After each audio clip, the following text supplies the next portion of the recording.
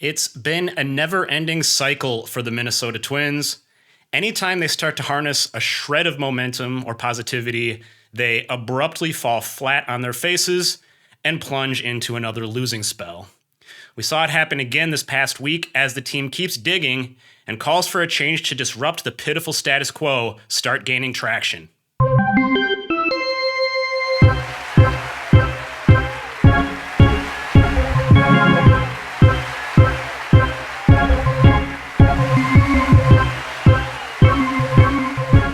What's up, everybody? Welcome to the Twins Daily Week in Review podcast, now complete with our new theme music, courtesy of our friend Mike at Thought Out Productions. My name is Nick Nelson. Happy Easter to those who celebrate. Happy 420 to those who celebrate. Not much happiness to be found right now on the Twins baseball front. A reminder that you can find this Week in Review content in written form on twinsdaily.com, where you can also join the conversation and share your thoughts about what's going on here. But with those bases covered, let's get to it. Here's your weekly nutshell, your quick overview of the past week from a bird's eye view. At the end of last week, as we did this recap, we wondered if the victory in that series finale against the Tigers might represent the start of a turnaround from this dismal start. Instead, the Twins opened the week with another abjectly horrendous baseball game on Monday. Poor performance, bad decisions, ugly plate appearances, inexplicable lapses from players, the works. They lost their opener to the Mets in lopsided fashion and fell 7 games below 500. From there, the Twins managed to start stabilizing a little bit with 2 straight wins, including a nice little comeback walk-off, secured a rare series victory against the Mets, and they were on their way to a 3rd straight win against the Braves in Atlanta on Friday. They were leading 4-1 going into the 8th inning. Before a familiar story played out, they blew that lead and they eviscerated their modest momentum. This gave way to a couple more lifeless losses over the weekend as the Twins helped the 5-13 Braves get right with a series sweep in Atlanta. With each passing series and week, this looks less like a slumping team and more like a flat-out terrible team. Let's unpack the carnage from another lousy week of Minnesota Twins baseball. Your weekly snapshot from Monday, April 14th through Sunday, April 20th. Twins went 2-4 in 6 games over the past week, moving their overall record to 7-15. Here as we move into the later part of April, the Twins are already 8 games below 500. Their run differential last week, -7. They have been outscored by 20 runs overall by their opponents, and the Twins hanging in there at 4th place in the AL Central ahead of only the pathetic Chicago White Sox. Twins are 6.5 games behind already, so dig in that hole. Quick look at last week's game results. On Monday, Twins came out of the gates with a sloppy, sleepy, ugly game, losing 5-1 against the Mets.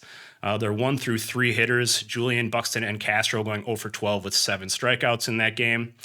Twins bounced back with a win, a rare crisp performance that they were able to conjure against the Mets in Game 2 on Tuesday, 1-6-3. The offense coming through with some timely hitting there, 5 for 14 with runners in scoring position. And then on Wednesday afternoon, Twins managing to get a walk-off, erasing a lapse from Griffin Jax, who blew a lead. Ty France delivering the walk-off hit in that game. Opened their series against Atlanta on Friday with another Griffin Jax implosion. He gave up 4 earned runs while getting 1 out. Twins blew a 4-run lead in the 8th, lose 6-4. On Saturday, Twins just pretty much outplayed front to back, another close loss. The bottom part of the lineup really dragging them down in this one. Their 5 through 9 hitters went 2 for 15 with 8 strikeouts on Saturday. And then Sunday, another just really mustering no fight against Atlanta in the finale, lost 6-2. Offense going 0 for 7 with runners in scoring position, just repeatedly letting themselves down in big spots. A quick look at some news and notes from the past 7 days on the roster and injury front. Last weekend, of course, the Twins got back one of their 4 players who opened the year on the injured list, Brooks Lee being activated to replace Jose Miranda. We covered that last week. And this past week, we saw another of those players join the fray, with a third taking his own step toward what looks like a somewhat imminent return. So Brock Stewart came out of the gates with gusto on his rehab assignment, pitched back-to-back days for Fort Myers on Tuesday and Wednesday. struck out 5 of the 6 hitters he faced, and from there the Twins, I think, had seen enough. Stewart rejoined the roster on Saturday with Cody Funderburk optioned back to the minors. Michael Tonkin opened up his own rehab stint at Fort Myers on Friday, pitched 2 shutout innings for them, so he could be back as soon as the coming week. Some depth coming to supplement the bullpen here.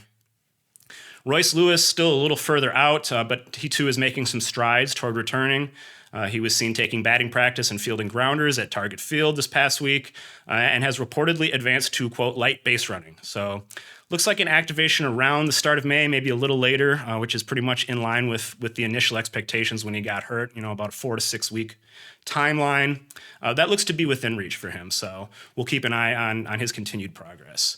As the Twins await his return, their infield depth continues to erode. Last week, they demoted Miranda, and then he quickly ended up on the AAA injured list after hurting his hand while shopping, grabbing for a shopping bag at Target, apparently. You can't make it up. Carlos Correa exited Tuesday's game with wrist soreness after kind of taking an awkward foul swing. And then on Wednesday, Willie Castro forced out with a tight oblique. Both those players have managed to avoid the injured list up to this point, although Castro notably did not appear in a game for the rest of the week. So curious to see what the Twins are doing there. You have to think if he's not ready to go for their next series here, they're going to have to put him on the IL. Matt Wallner strained his hamstring while running the bases, so he's on the IL. Very rare for him, and a big hit, obviously, to the Twins' offense, which it's the last thing they needed was to lose their best hitter. This struggling position player core in really rough shape right now. To supplement this dwindling depth, the Twins acquired Jonah Bride, an infielder from Miami who had been designated for assignment. They sent cash to the Marlins for that. Just some depth, although he did start on Saturday at third base. In a more exciting development, Minnesota also called up top prospect Luke Keeschel, optioning Mickey Gasper to AAA to make room for him. Keeschel made his Major League debut on Friday night, starting at DH, and he delivered an RBI single in his first at-bat and then stole a base and added a double in a second at-bat. So talk about a breath of fresh air. Matt Cantorino, designated for assignment, and moved off the 40-man roster to make room for Keeschel. In some positive news, looking like the original assessments of Pablo Lopez's hamstring injury as being a mild one were accurate. He made a rehab start for the St. Paul Saints on Saturday, pitched very well, allowed 1 run on a solo homer in 4 2/3 innings, while throwing 43 of 63 pitches for strikes. Lopez eligible to return as soon as Thursday's series finale against the White Sox. Let's touch on the highlights from a 2-4 week from the Twins. For all the frustration that the early stage of this season has brought, watching Byron Buxton turn back the clock has been a thrilling exception. His play has been, not necessarily quite stellar overall. Still, I think, too much whiffing, too many strikeouts. But Buxton has started almost all the team's games, and he is looking entirely uninhibited physically, which is something we haven't seen in ages. Had a very good week at the plate this past week. He was 9 for 26 with a home run, a triple, and 2 steals. Buxton is just flying around the field, and he's doing things that don't necessarily show up in the box score that much, like flying home from third on a contact play that few others would have scored on. Buxton running over 30 feet per second. I mean, just the most elite of elite speed on StatCast. He's in prime physical form, and it's fun to watch. And his speed and aggressiveness on the base paths is playing a big role. Buxton leads the Twins in runs scored with 17. No one else has more than 10. The only other real bright spot of the past week for the Twins was Keeschel, who definitely looks like he belongs in the big leagues. He followed up his strong debut on Friday by doubling in Saturday's game and reached base twice on Sunday. Keeschel honestly looks more comfortable and confident at the plate than a majority of the team's veteran hitters, which says a lot. Turning our attention to the lowlights and darker moments of the past week, which were plentiful for the Twins. Griffin Jax had the week from hell. His season was already off to a very rough start before he blew 3-run leads in the 8th innings of consecutive games on Wednesday and Friday. The Twins were able to recover and win the first of those games, but were not so lucky in the second. In 3 total appearances this past week, Jax allowed 7 earned runs on 7 hits and 2 walks in 2 1/3 innings. That pushes his ERA for the season to 11.25. One of the very best relievers in baseball last year, off to a just horrific start for the Twins. I'm not going to sit here and argue that Jax has pitched well, but he has not been that bad.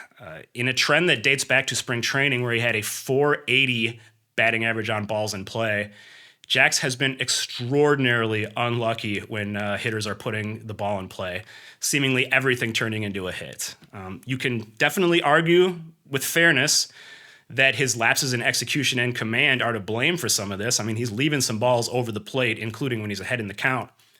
But this is beyond the pale, and there will be regression to the mean. I think the stuff still looks pretty good for the most part, and we've seen this with Jax in the past where he just has these spells and he's shown the ability to come out of them. So all this to say, I'm not super worried about Jax. He has a 2.61 expected FIP according to Fangraphs, but the damage has already been done. The toothpaste is out the tube with the start of his season, and he has cost the Twins some games. His negative 0.97 win probability added, second worst in the majors out of 214 relief pitchers. Jax needs to lock in. He will justifiably receive the lion's share of blame for another momentum-shattering loss on Friday night, but we should not ignore the complicity of the offense in these bungled ball games that continue to mount. The Twins scored 4 times in the first 4 innings on Friday, and then they just completely shut down, managed just 1 infield single in the final 5 frames, keeping the door open for that Atlanta comeback. This lineup just cannot find a pulse. They are unexplosive and unclutch. The Twins are tied for 24th in the majors in home runs with 16, and 12 of those have come with the bases empty, including all 4 that they hit in the past week. Twins hitters are hitting 161 with a 200 on-base percentage and 210 slugging percentage in what are defined as close and late plate appearances. They've made 85 of those as a team. They have 2 extra base hits, 3 walks, and 4 RBIs. And that helps explain why the team has just been totally incapable of winning a tight game or regaining a lost lead. Sunday's contest, I think, perfectly epitomized the offense's tendency to shrink in key moments and some of the things we're talking about here. The team fell behind early thanks to a rough outing from Joe Ryan against the Braves, but they had a chance to chip away at that lead in the middle innings. The Twins loaded the bases with 1 out in the 4th and the 5th, and they came away from all that with 1 run scored on a wild pitch. By failing to make any significant offseason moves to address an offense that collapsed down the stretch last year, the front office was clearly putting its faith in rebounds from theoretically talented hitters who faded in the second half. And what they've gotten so far is the opposite. Jose Miranda was demoted after looking completely lost in his first few weeks of games. Edouard Julien probably should not be in the major leagues, much less batting leadoff. He went 2 for 21 with 1 walk in the past week, and his OPS is now below 600. Brooks Lee, unfortunately, looking very much like the punchless non-threat that we saw as a rookie. He went 1 for 16 in his first full week of action since being recalled. And Deshaun Kiersey Jr., who is being pushed into more extensive action with Matt Wallner being down, has a 211 OPS and pretty clearly just cannot hit major league pitching. Just too many unproductive non-factors in this lineup day after day, especially when you factor in, some of the veterans who really aren't getting it done, and it's just killing this team. The Twins have proven completely unequipped to win when the pitching staff is anything less than exceptional. In games where their opponent scores 4 or more runs, which is to say an average number of runs or more, the Twins are 0-13 this year, and they have lost 24 straight going back to last season. That is just difficult to comprehend. With all that covered, let's turn our attention to the trending storyline that is taking shape as we turn the page to a new week. From my view, Rocco Baldelli's seat is getting hotter and hotter here. It is a stretch to say that he is fully or even primarily responsible for the dismal mess we're seeing on the field, but the reality is that he's running the show. And this kind of performance from a team with any kind of expectations over such a prolonged period gets managers fired. It'd be hard to argue at this juncture that he's having any kind of positive impact or resonating with the clubhouse in any way. I'm not under the impression that a managerial shakeup is going to be some miracle cure, and really it might not change much at all. That would not surprise me. But sticking with the current setup is increasingly untenable, and that's not necessarily my opinion. I think that, again, is just the reality of the matter. This team is out of sorts, and they're in disarray. They are struggling across every phase of the game and exuding minimal confidence while repeatedly watching strike 3 sail by and moping back to the dugout. I think they struck out 10 times on Sunday, 8 of them looking, while, they're trying to come back from a big deficit. A fresh leadership voice, frankly, just could not hurt. I do think the biggest factor keeping Baldelli's job safe at the moment is perhaps an ownership that is detached and apathetic with one foot out the door. Do they really want to make any kind of move like that at this juncture, especially when it would probably mean paying multiple managers? But if this team's issues continue to snowball, I just don't know that will be enough to stand by idly and watch this season disintegrate while Target Field gets abandoned this summer.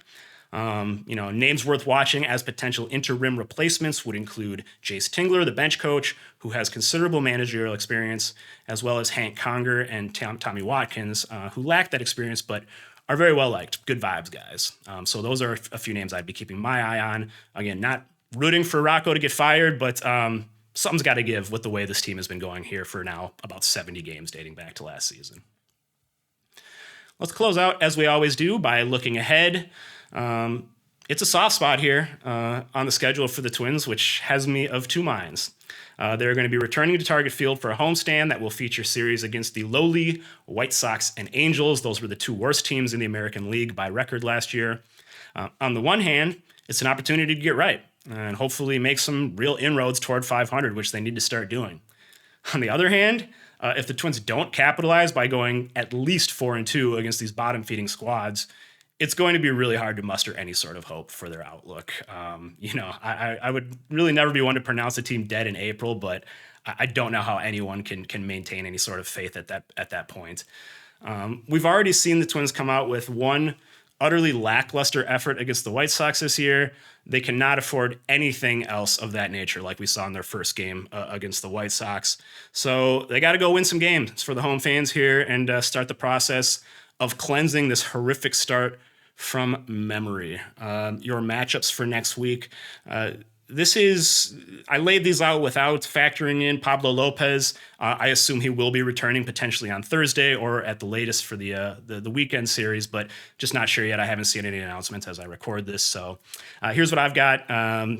Against the White Sox, Tuesday, Wednesday, and Thursday, you're going to have Davis Martin against Bailey Ober, lefty Martin Perez against David Festa, and then the standout young righty Shane Smith going against Chris Paddock on Thursday. And then for the weekend series, as it currently lines up, you'd have Kyle Hendricks, Yusei Kikuchi, and Jose Soriano going for the Angels. The Twins countering with Simeon Woods-Richardson, Joe Ryan, and Bailey Ober. Again, I'm assuming that assuming everything came out okay from Pablo's rehab start on Saturday, he's going to be sliding back in the latter half of the week, but we'll see when that happens. So. Getting late early for the Minnesota Twins. They really just can't seem to get out of this slide. And I think we're at the point where something's got to change. You can't stand idly by and watch this happen. So I think it'll be interesting to see where we go from here. But better things seemingly on the horizon here for the Twins with some lesser opponents coming to town, an opportunity to win some games and start to do some good. So we'll hope that happens. And either way, we'll see you next week on the Week in Review. Thanks, folks.